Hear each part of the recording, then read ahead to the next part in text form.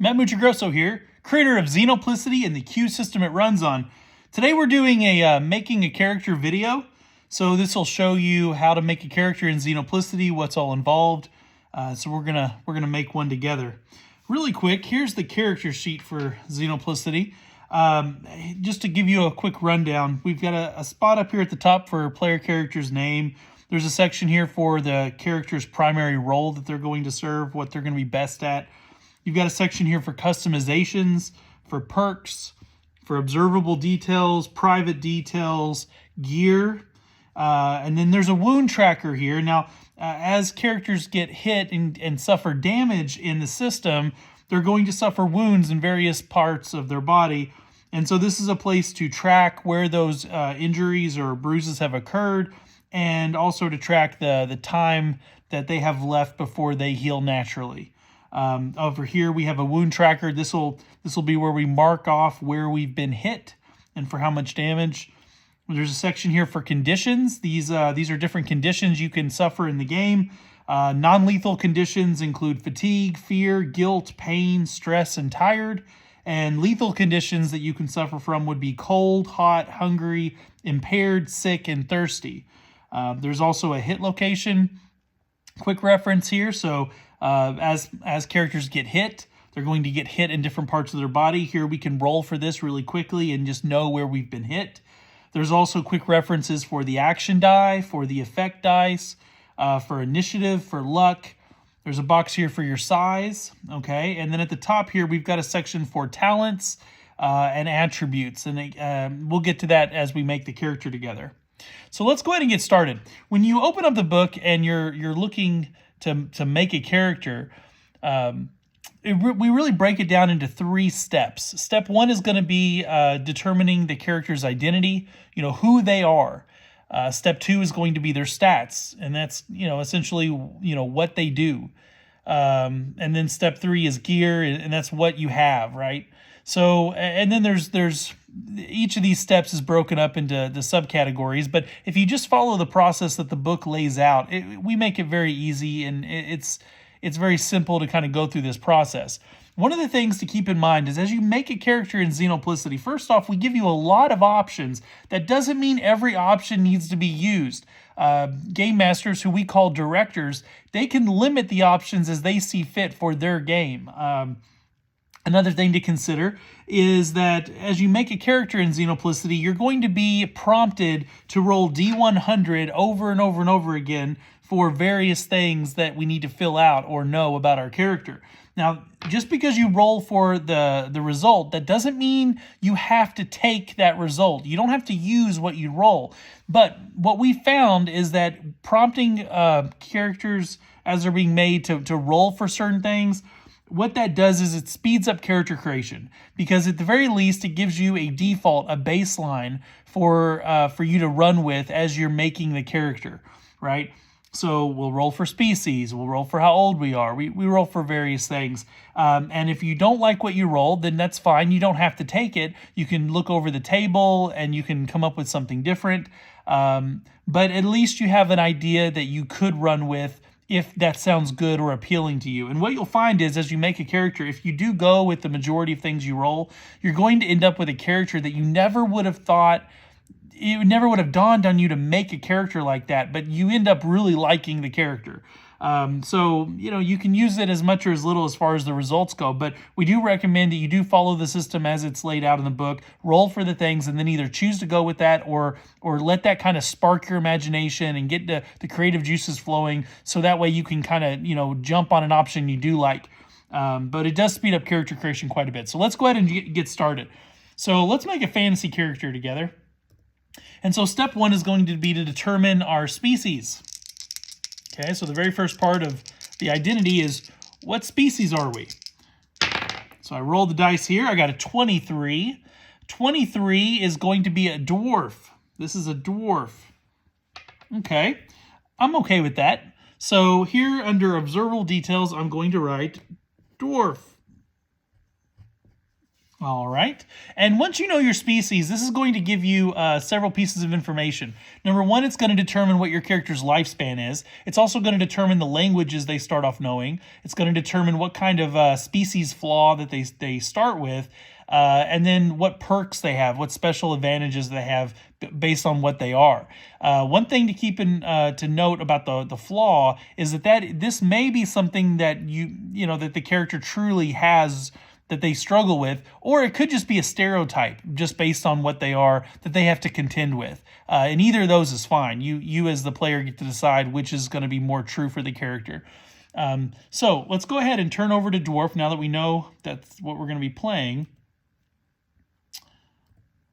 And what I see here is the dwarf has a lifespan that is long. So here under lifespan, I'm going to write lifespan.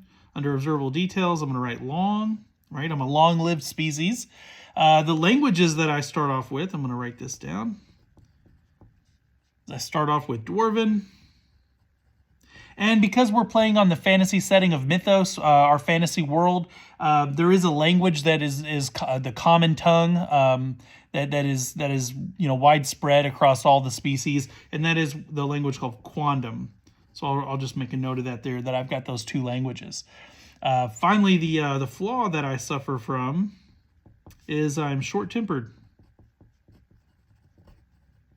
Now again, that may not be true for this dwarf, but that is the reputation that dwarves in general have, is that they have short fuses or short tempers. And so that is something that either it could be true about me, or maybe it's just something that I have to kind of fight as a stereotype. When people meet me, they might think that I'm that way, even though I'm not. Now, when I'm looking for my perks here under dwarf, I see that dwarves have 3 perks that they're going to start with. The first being improved condition. I'm going to make note of that. And that's going to give me an extra impaired and fatigue boxes. So up here, I'm going to draw on an extra fatigue box, and I'm also going to draw on an extra impaired box, right? Dwarves have that kind of additional constitution, as it were. They're they can last longer before they're totally wiped out, and then also they can drink heavier than some of the other species can, or take drugs to greater effect, because that they've got that extra box of impaired there. Okay. Another thing is that I have an improved skill, so I'm going to write down improved skill. This is something that all dwarves get, is they get +1 in craft and technology and 1 weapon skill of choice. So here under improved skill, I'm going to write +1 in craft and also in technology. And I get to pick a weapon skill here, but I don't really know what kind of gear I'm going to have yet, or what I kind of envision this guy using. So for now, I'm just going to kind of leave this blank. Okay, I'll just make a little note of 1 weapon skill. Later, I'll erase this and I'll add 1 in there once I kind of know more about who this guy is. Finally, another thing that I have here as a dwarf is that I have size doesn't matter. And what this perk does is it means I get to ignore size penalties of 3 or less. So in the game, your size is going to determine, how big you are. And if you're fighting something that's generally bigger than you normally suffer a penalty because, again, they've got size on their size. On their side. But dwarves get to ignore creatures that are bigger than them as far as they don't suffer a penalty from that within reason, within 3 size categories. Beyond that, a penalty would apply, but at that point, that would be a very large difference between the size of a dwarf and them. So, all right, so that concludes everything I need to write down as far as my species goes. I've got my perks, I've got my some of my observable details here figured out. So now I'm going to keep on going. The next thing we're going to do here as part of my identity is determine my age. So for this, again, I'm going to roll D100. I got a 64. A 64. So when I look on the table here, 64 is going to place me as an adult. Okay. So here under age, I'm going to write adult. Now that's what we call a milestone. That's a degree of age that I've acquired. Okay, and what that does is, if I was a normal lived species, meaning if I age like a human ages, this would put me between 20 and 40 years of age. However, as a long-lived species, this is going to put me between 100 and 400 years old. Okay, and as far as exactly where I fall into that, I can roll a D3. So in this case, it's going to be a D6, and we're going to halve it. Okay. So a 5, so that's going to be 3. So here in parentheses, I can write that I'm 300. And I'm going to roll D10, and I'm going to times this by 10.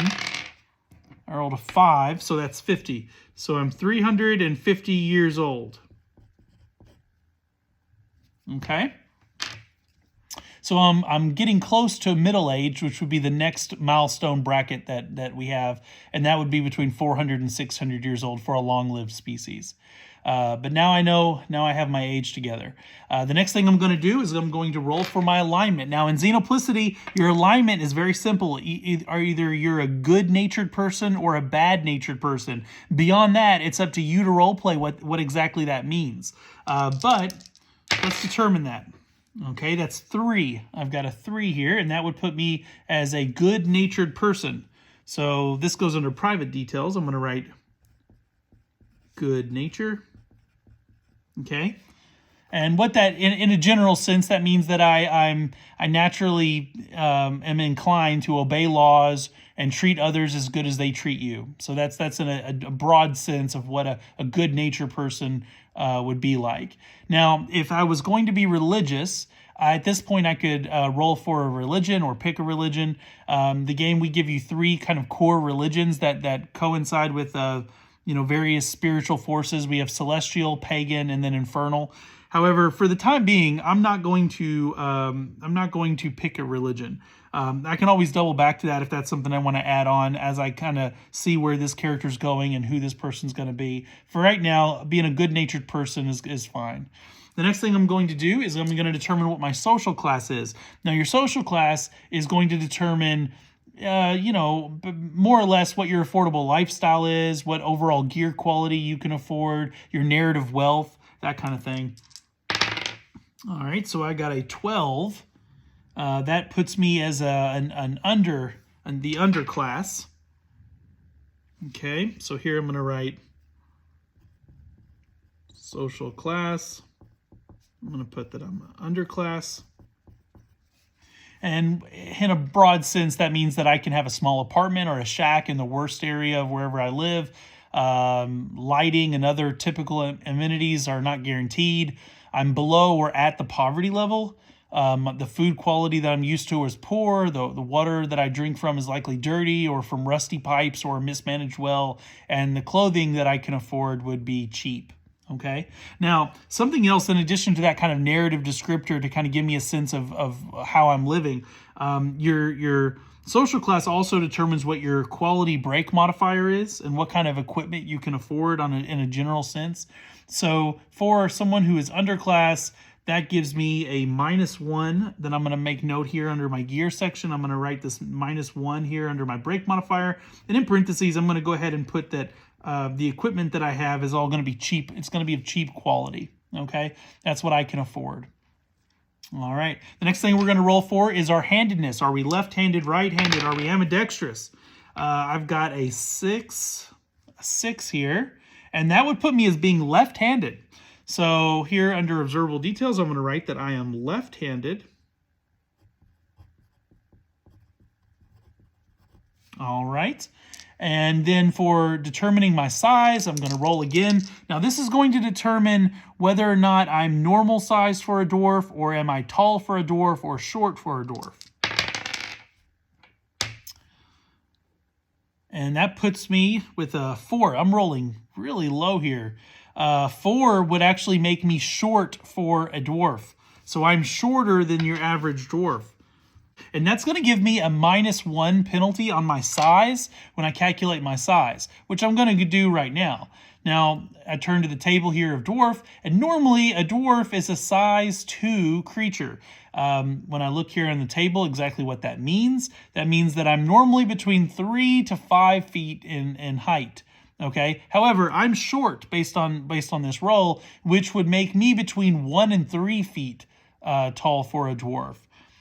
So I'm going to be a very short dwarf. Now, again, do I want to go with that?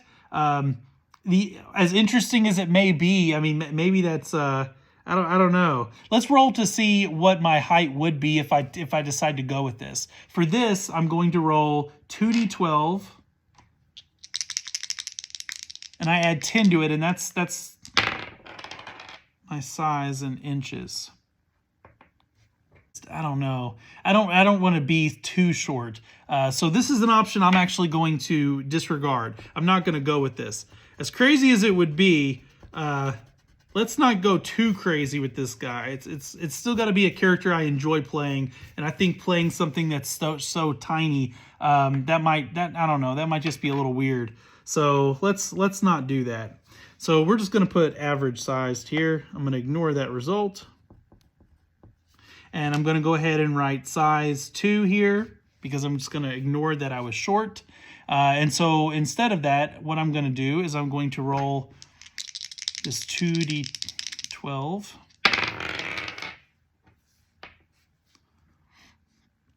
All right, and now look up how tall that would put me at. This is going to put me between 3 and 5 feet. So I'm basically 4 feet 1 inch. Okay, so I'm 4 feet tall. Next thing we're going to do here is roll for our gender. This is 26. Odd would be male, even is female. I'm going to go ahead and change my result here to male. I like to play a male dwarf, so I'm going to write male. And in this game, if you are male, then you get a bonus perk of +1 ER in physical. That's going to give you a bonus in physical. If you're playing a female, you get a +1 bonus in social. And if you are playing something that does not have a gender, because again, remember, Xenoplicity, we offer not just fantasy species, but also alien species too. And so if you're playing something that doesn't have a gender at all, then you get a plus bonus in mental. Okay, so for me being a male, I'm going to write +1 ER physical. All right. As far as my personality goes, I'm going to roll for that. And that is 100. 100 puts me as a hero, my personality here. And this is going to go under private details. I've got a hero archetype. All right. And with an 100, that would put me as an extrovert, because that's an even result. An extrovert personality. Okay. Now I'm going to determine how attractive I am. What do I look like? 57. 57 is going to be ordinary appearance. So here we're going to put average looking. We're going to roll again here for our hair color. A 3 gives me white hair. Interesting. Okay. What's my eye color? 81 is blue. So white hair, blue eyes. Very cool. Now for my skin tone. I've got a 7, which would put me as pale white or an ivory skin. So we'll do ivory. Ivory skin tone. All right. Next, we're going to determine what our body build is. What's our body type like? 99. This puts me at fat or obese. Oh, man. I don't know, man. That would be crazy. Do I want to do that? I'll tell you what. Let's go ahead and not go with that for the sake of this video. Let's go ahead and make me... I am very muscular. Why not? Right? I'm ripped. Cool. All right. Now we're going to determine some of our private details for the character. Again, I'm going to be rolling D100 for all of these things, and then I'll either go with the result or I'll just pick something else that I like. All right, so 92. So this would mean that both of my parents are present and they're still together. I'm okay with that. So parents are alive and together. That's always good. All right, now let's roll for our siblings. 45. 45 means I have 2 siblings and I'm the oldest.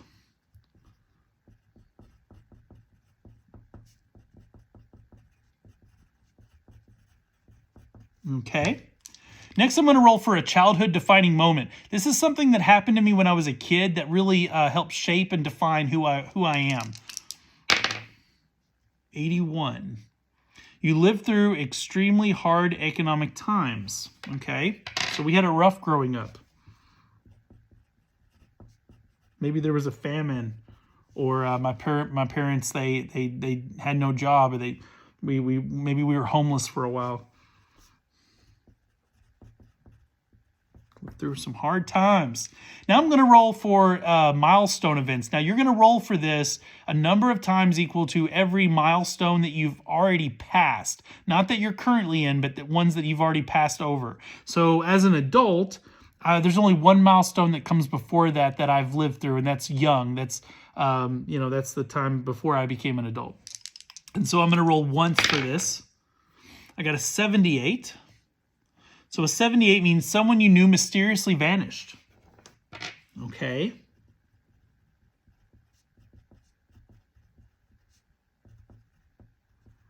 All right, so someone vanished under mysterious conditions. Interesting. All right. Now I'm going to roll for something I do for fun.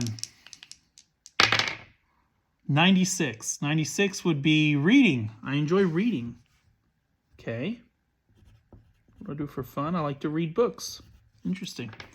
What's something that I'm fearful of? Something that I might have to role play out being afraid of in the game. 73. Heights. Interesting. Now, whereas my species flaw might be something that's just a stereotype that I have to, contend with, maybe not something I really suffer from. This is a fear that I do suffer from, and so I have to role play this out in the game. So that's something that I'll have to make sure that I don't forget, and that's again why it's good to have it here. Finally, let's roll for a character flaw. Now this is something that's wrong with me, something that nobody's perfect. Everyone has a flaw in their character of some kind. What's mine? 34. Envious. Okay.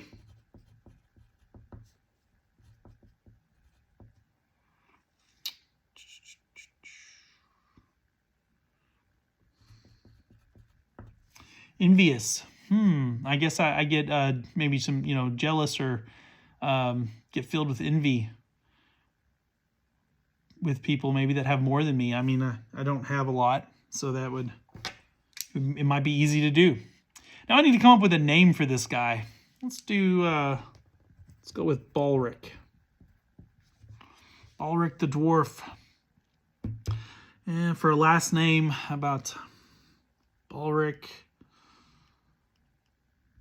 Stonefist. I know, it's a little much for a dwarf, but whatever. All right.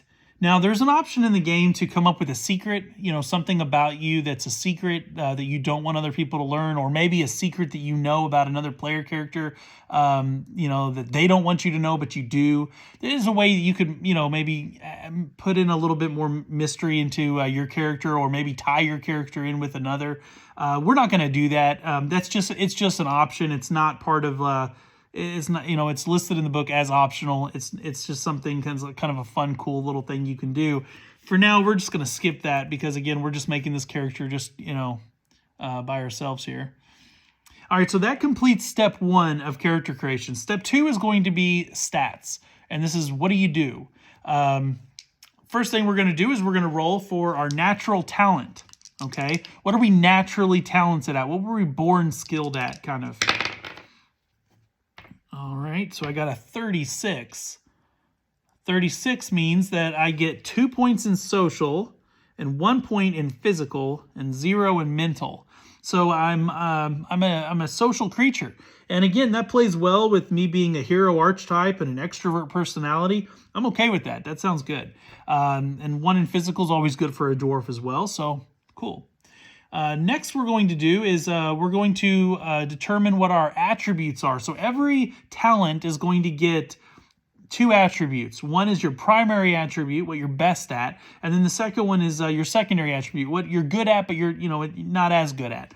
Okay, so we're gonna roll for these. Start off with mental. We got 38. A 38 means I get perception as my primary and willpower as my secondary. For physical, I got a 2, and that's going to give me strength as my primary and dexterity as my secondary.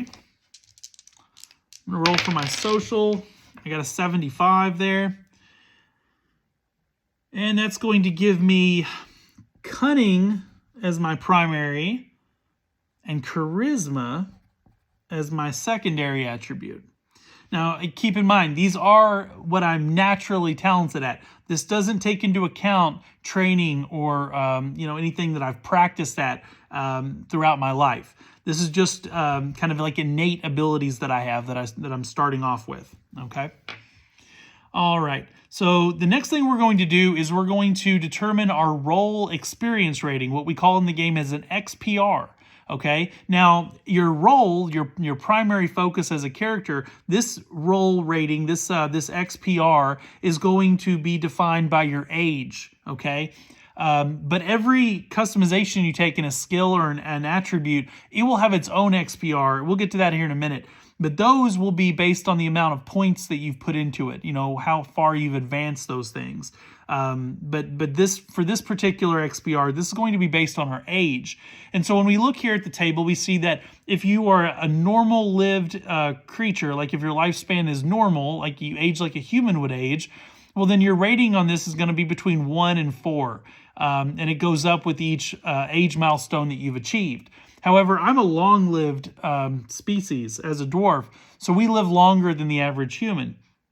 And so the XPR rating can actually go higher because I'm already 350 years old. That's already, several generations of humans. So for me as an adult, that is a long-lived person here, I get to apply a 5 on my roll. And now we get to determine what exactly that means. What is our role? What are we best at here? Let's go ahead and roll for it. 42. 42. All right. Now, in the book here, it says 42 would put me as a healer. I would be a healer as my primary role. Interesting. Do I want to be a healer with this guy? Well, that is pretty interesting. So like a doctor or some kind of like medicine man kind of guy? Very interesting. I'm okay with that. Why not? So up here at the top, I'm going to write healer. Okay. And I'm going to turn to healer in the book. And that says those best suited for the practice of medicine or interesting, I could, instead of medicine, I could also do psychology. So I get to pick one or the other. Am I going to be healer of the mind or body? If I choose body, then my healing abilities apply to medical aid, stabilizing, surgery, that kind of thing. If I go with the mind, then my ability applies to therapy. And, before you jump to any conclusions here, bear in mind, therapy is very useful in Xenoplicity because you do have conditions like stressed out or being tired or being, feeling guilty or having fear, right? So having a character that can kind of like work someone through those things and eliminate those kind of conditions in the game can be very helpful. But for the sake of this character, I think being more of like a doctor or a surgeon, I think that's kind of more in keeping with what I'm kind of envisioning here. So here I'm going to write up at the top, body, in parentheses here, just to kind of note what kind of healer I'm going to be. And there we have it. Now I get to decide my perks. Now, I've already got perks here for what I am, my species, but you also get to choose perks. And there's a long list in the book, and we can't go through all of them today for the sake of this video. But basically, I'm going to pick 3 perks to have.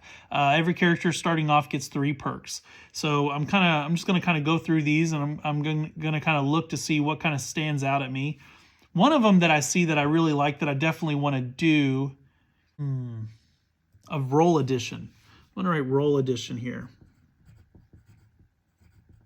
What this does is, this allows me to add one specific skill to my roll. In addition to being a healer, I get to add one thing to it. I think I definitely want to be good at fighting. So I think I'm going to use that to put in a martial skill into my role. Yeah, I'm a doctor, but also, I can wield a weapon pretty good. So what do I want to pick there?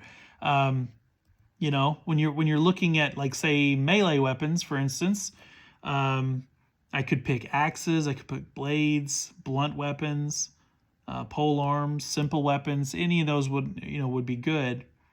I could also pick archery if I wanted to go more along that route. Maybe have like a crossbow. Let's take archery. That means I get to add archery up here. Okay. And I kind of like the idea of him having like a crossbow. I think that's pretty cool. And also, you know what? This improved skill, I could go ahead and have that be archery.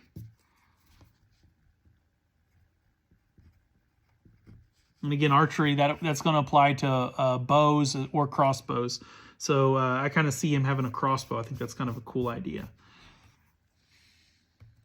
All right, I get 2 more perks though, so I need to kind of get back here and figure this out. These list of perks, they really do cover a wide range of things. So for instance, you could be a magic user, or you could be like a chosen one, someone that the gods have chosen to bestow special powers to. You could rule a city, or own a company, or have a stronghold. You could develop bionics or psionics, or any number of things here. They're all here in this list. I am going to pick rapid fire. It means that I can reload as a free action, and I can do burst fires and full auto modes with archery attacks. So I'm extremely good at archery. I can just shoot them off really fast. Now guys, for some of these perks, if the perk is really long, or if there's like a lot of, several sentences worth of material to kind of look over and read, some of these perks are longer than others. If I needed to make more extensive notes than just a few words, I could write it on the back of the character sheet, or maybe put them on index cards for quick reference, or you could just put the page number down for quick reference, and that way you can quickly flip to it in the book during the game if you ever need to reference it. Or you can take a picture of it with your phone and then just look at it in your phone and your photos whenever you need be, okay? So there's lots of different ways you can kind of do that. I get 1 more perk here. What's it going to be? And again, you could take spiritual gifts. If I wanted to have like, spiritual gifts from a god or from a religion, that's kind of an interesting take too. But for the sake of this guy, be honest, I kind of like the idea of maybe doing another roll edition and adding on like swords, and having like, like a blade in addition to my bow. I mean, and a crossbow's nice, but if someone gets up close on me, it's not going to help me so much. So let's do that. Let's take roll edition again.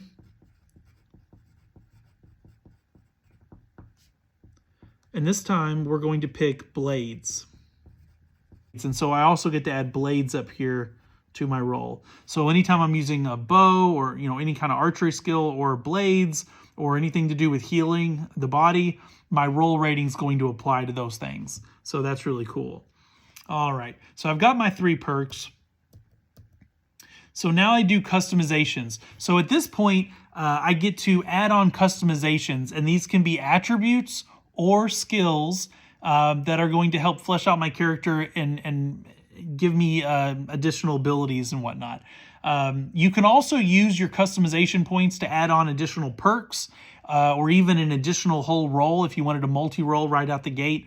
You can do those things, but those are very costly options. When it comes to attributes and skills, you're buying these at a rate of 1 for 1. And so for the sake of this video and for this character, I'm just going to stick to those. I look here at the chart and I see that as an adult, I get 15 points. But since I'm a long-lived creature, I get to add 5 additional points to distribute. So this is going to give me a total of 20 points to add on here with customizations. So I can look over the attribute list and the skill list. And again, there's several to choose from, and I get to add these on as customization. So let's start off with some attributes. I don't have anything really in mental, and I think I probably definitely want to have something there. I don't have any IQ as far as the attributes, so let's add on IQ. Let's put 3 points into that. Let's also look at let's put in confidence. And I'm going to put in 2 points to that. It wouldn't hurt to be have some extra strength points here. So I can put 2 points into there. And dexterity would be a really cool thing to have too, especially since I'm going to be shooting a bow. So let's put in 2 more points there. Okay. Let's see, what else? Don't have any stamina. Stamina could be really good to have. We'll just put 1 point there. So right now I've got 2, 4, 6, 7, 10. I've already spent 10 points. I've got 10 more points to spend. They go by quick. Okay.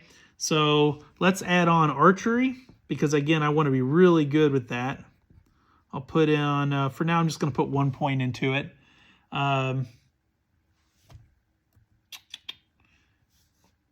See, what else do I want to put into points here too? I think I want to put in some blades times 1. Let's put in medicine.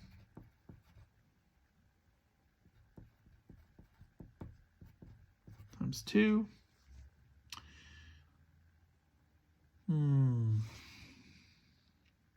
Let's put in reflex. You know, I've got, this kind of gives me some pretty good physical stats, and I've put in some points into some mental to kind of boost me up there. Probably wouldn't be bad to have perception too. But to be honest, I could use some social skills as well. I don't really have a lot of those yet. So let's kind of put in some, let's put in some social skills. Let's, I mean, I don't want to be a stick in the mud. How about I put in some party skill?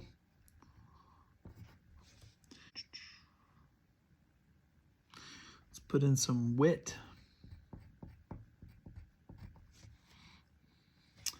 Let's put in some romance. I want to be able to court the ladies if I want to. So I've got here 1, 2, 4, 5, 6, 7, 8, 9, 10. That would be it. That would be all of my points. So all those points are spent. Now I need to determine a profession. So using my character's, social class as well as like what they're good at, how is it that I earn a living? Like how do I warrant and maintain the social class, whatever it is that I have? I'm going to go ahead and say, and this goes under private details, my profession.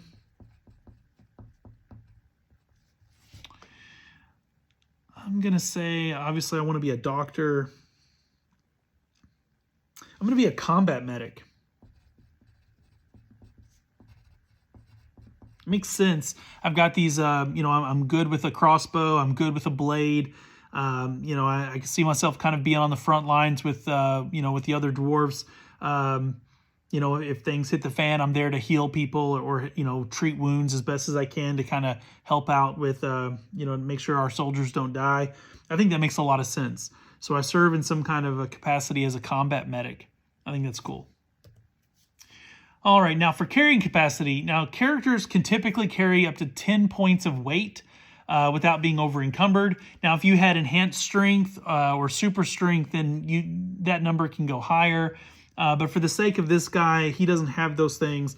My carry capacity is going to be a 10, okay?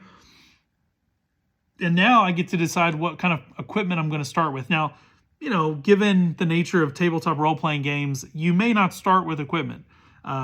Maybe you start off in a dungeon as a prisoner and you have to escape, in which case you may have nothing but rags as for clothing and nothing more.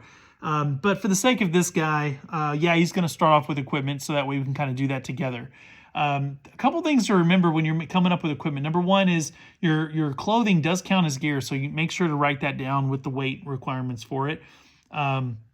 Your gear quality is going to be based on your character's social class. So just because you don't have a lot of money, that doesn't mean you can't start off with armor or weapons, even some of the bigger armor and weapons. But the quality of that equipment is going to be, you know, not as good if you're poor. Me being underclass, having cheap quality equipment, even if I were to start with plate armor, it would still be cheap plate armor. It would, you know, it's going to break down quicker. It's going to fall apart easier, that kind of thing. So your level of wealth doesn't necessarily mean you can't start off with equipment, but that equipment's not going to last very long. It's going to fall apart easy, that kind of thing. Okay, it's not going to be worth much money. You know, you get the idea. You also need to consider that if you're going to have consumables, like for me, I'm going to have a crossbow, so I need to have a quiver of bolts to use with that. So that's what we call a consumable. There's several things in the game, rather than track every single point of something, we just have it be like a die roll to determine if you're running low on it after you've used it, you know, excessively in a moment. So there's that. And so if you do want consumables, make sure to note those in with your gear that you buy. If you're going to have a firearm, or if you're going to have a crossbow or a longbow or something like that, you need ammunition for that weapon. Okay. And also finally, if you're using currency, right? So there's two ways that we use currency in the game. One is we can treat it as a consumable. And so that way you wouldn't track it. You know, you're not counting coins or dollars or anything like that. Instead, you know, depending on how much you're spending in the game session, at some point the director is going to say, okay, well, you're probably running low on money. Make a roll to see if you're out or not. That system works really good, but what we found doing a lot of playtesting is that some players, even if they were okay using consumables for ammo and food and water and things like that, they weren't as comfortable using it for money. There's this thing about some players that they really want to track how much money they genuinely have. And that's fine. So there's two methods in the book. So one way is a consumable. The second way would be to actually track it. And if you are going to track it, then you'll roll for how much money you start with. And we call that petty cash because you're going to get that every new game session or every new week. Whenever you get paid again based on your profession, based on your social class, you get so much money. And you can spend that however you want in the game. So let's go ahead and go over here to equipment, what we call gear, okay? And let's go ahead and pick up what gear we're going to have. First things first, for the sake of this video, I want to go ahead and roll for currency, and that way you can see how that works. So the way you determine your spending money, your petty cash, if you're going to track it, there's several things that add together to create your dice pool of how much money you get. Number one is your age. So as an adult, I would start off with 2 dice, and it also says here that if you're long-lived, then you get a bonus dice based on your age. Okay.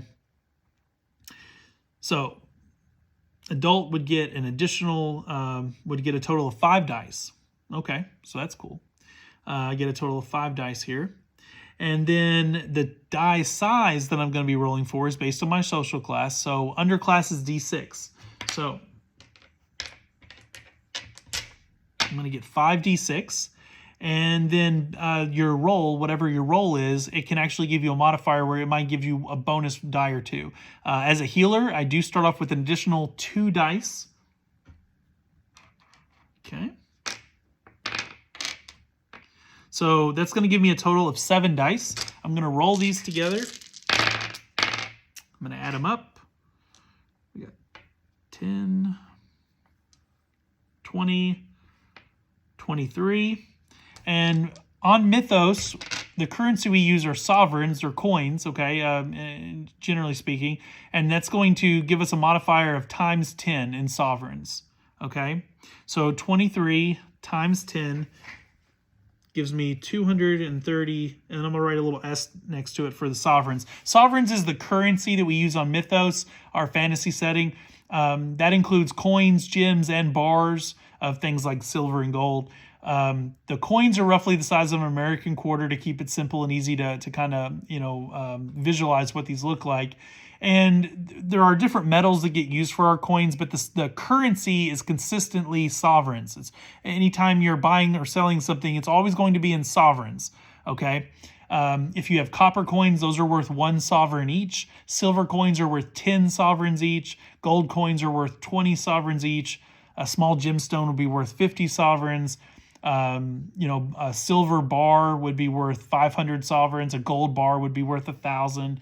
Okay, so there's a system in place in the game for currency and tracking money if you want to use that. So for the sake of this video, if I have 230 sovereigns, I can just say that I've got 23 silver pieces. Okay, and that's what I'll do. I'll make a note of that. I've got 23 silver. Okay. And then, as I get different currency or find it or buy and sell things and get some back, I can always note that on the character sheet. All right, so let's get on to making this character. So first things first, what kind of clothing do I see this guy wearing? He's not very wealthy. He's underclass as far as the social class go. I'm just gonna say he would be wearing casual clothes. But you know what? No, let's do casual dress clothes because he is a doctor. He's a combat medic. I'd say that he tries to look halfway decent. So this is going to be casual dress clothes. And that's going to have a weight, 0.5, and a dawn time of D6. So if I have to get dressed in a quickly, or if we're tracking time and we want to know how long does it take me to get dressed, the dawn time, the dawn die, you'll roll that, and that's how many minutes it takes to get fully clothed and ready to go, or half that amount of time to take the clothes off for whatever reason, under normal circumstances. So I've got some casual dress clothes. They weigh 0.5, and we've got a dawn time of D6. All right. Next thing I'll definitely want is a coin purse. That's going to be important. Okay. Got to have something to carry this money in. Coin purse has a weight of 0.5, and it can carry up to 50 coins. So it's about halfway full with 23 coins in it. All right. As far as gear packs go, definitely want to have like a med pack, basically a backpack that would have anything and everything I might need to do medical treatments with as a doctor. So kind of like a like a first aid kind of kit kind of thing.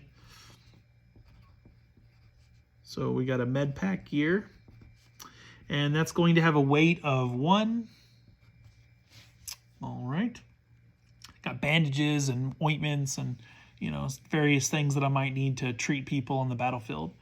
Another thing I might want to have is some adventuring gear, an adventuring pack.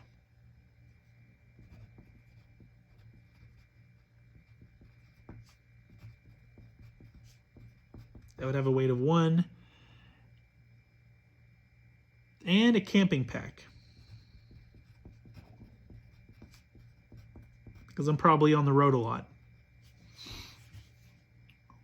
or on the battlefield. So now as far as weapons go, well, let's do this. I definitely wanted to have a crossbow.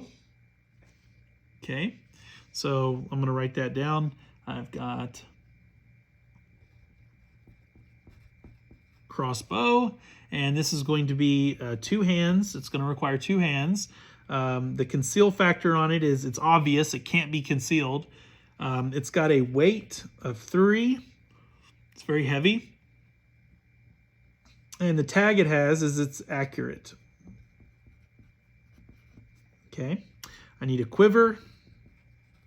for my bolts. And a quiver is going to have a weight of 0.5. And that's going to be my ammo. I'm going to write bolts here because that's the kind of ammo that crossbows use. All right, now I'm also good with blades, so I definitely want to have a sword. Let's do a arming sword.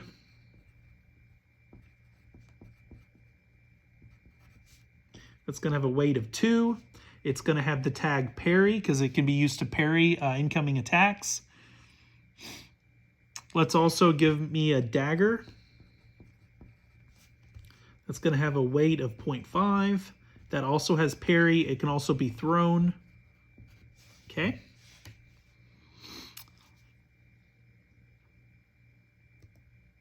Now, let's look at armor. Definitely going to want some armor. I'm a dwarf. You know, I'm a combat medic. So let's not make the mistake of not giving myself enough armor to keep me alive. So let's look over that. I'm going to start off with some gambeson. Okay. And, you know, if I have that on my torso and also my arms and my legs, I look at all this and I see that the total weight of all of that, torso, arms, and legs, is going to have a weight of 0.9. Okay. And the gambeson is going to give me a soak of 1 and a damage reduction of 1. Okay. That's my base. I've got this padded armor on over top of my clothing. But that's not the only thing I want to have. In Xenoplicity, armor stacks. You can wear armor on top of armor, especially things like a gambeson. It's designed and built to be worn underneath other types of armor. So in addition to that, let's give me some, do I want mail or do I want like a brigadine? Let's do mail. Let's do chainmail, right? So I'll write down mail. And again, the weight requirement, there's going to be 1 for the torso and then 1 for each arm and leg. You can actually mix armor up. You know, you don't have to have the same consistent armor over your whole body. You might have heavy armor on your torso, but then, you know, maybe light armor on your arms and legs, or maybe different types of armor in different spots. You can do that. But for the sake of this guy, we're just going to give him the same all around. The weight requirement here on the torso would be 2. And if I'm adding in the arms and legs to that, it's 3.2. 3.2 total. Okay. And this is going to have a soak of 3 and a damage reduction of 3. And these do add on to each other. So here I can make a note here. I can write down, also what kind of helmet? We'll do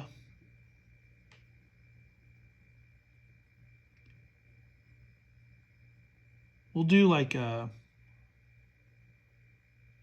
kettle helm. I like that. I think that's kind of cool. That's going to have a soak of 2, a damage reduction of 2, and a weight 0.2. Okay. All right. So what I'm going to do here is other things I need to make note of. The dawn time on my gambeson is a D6. The conceal factor on it is partial. It can be mostly concealed under clothing. Okay. And then my mail has a dawn time of D10. And it can't be concealed. Okay. All right, so what I can do here is I can kind of write down like torso, head, arms, and legs as a quick reference here. You don't have to do this, and nowhere in the book does it say to do this, but I find that it's really useful and helpful to kind of just make a quick little note here where you add all these values up. and just as a quick reference for yourself when you're in combat. So for here, my head soak total is just soak 2, damage reduction 2. My torso is going to be my Gamberson and my mail together. So the soak is 4, the damage reduction is 4, and the same goes for my arms and my legs. Okay? So there we go. And I can kind of like maybe put a circle around this just to kind of, you know, to catch my eye if I need to glance there quickly during combat to know what my values are. And if you have them already calculated and figured out, then you're not stuck there wondering what they are and trying to figure out it, you know, during combat. So I add up all these values here as far as weight requirements go. 11.3. And then also plus an additional 3 if I'm carrying all of my packs around. So remember, the max carry capacity is 10. I've got 11.3. All of that together puts me as over encumbered. So I've got a little bit too much weight for you know how much I can carry around. Now that doesn't mean I can't do it, but there's going to be some penalties involved, and it's going to slow me down as far as my movement goes. So it would be up to me to decide. Okay, well, am I okay with that? Do I want to try to maybe take some stuff off to kind of get that back down under 10? But for the sake of this video, guys, we're just going to leave him as he is. He's bogged down with a little bit. That crossbow is pretty heavy. So when he's got that, that's it's a hefty thing to have in his hands. But yeah, so here we have Balric Stonefist, the combat medic. And that pretty much does it, guys. That's it. That's it for character creation in Xenoplicity. Yeah, I mean, it's just a lot of fun, guys. And every character you make, because there's so many aspects of it that change from character to character, and different things you can roll for, or different things you can pick in the game, how you can make your character as far as what they're good at, and how you can kind of customize them to really fit exactly the way you want them to be. It really means that no two characters are ever the same in this game. Even two dwarfs are going to be vastly different depending on all the choices and options you decide to go with and pick. It's just a whole lot of fun. It's fun to make the characters. It's even more fun to play them. So check out Xenoplicity. It's a great game. Pick it up, read it over. You're going to love it. Thanks, guys. Bye.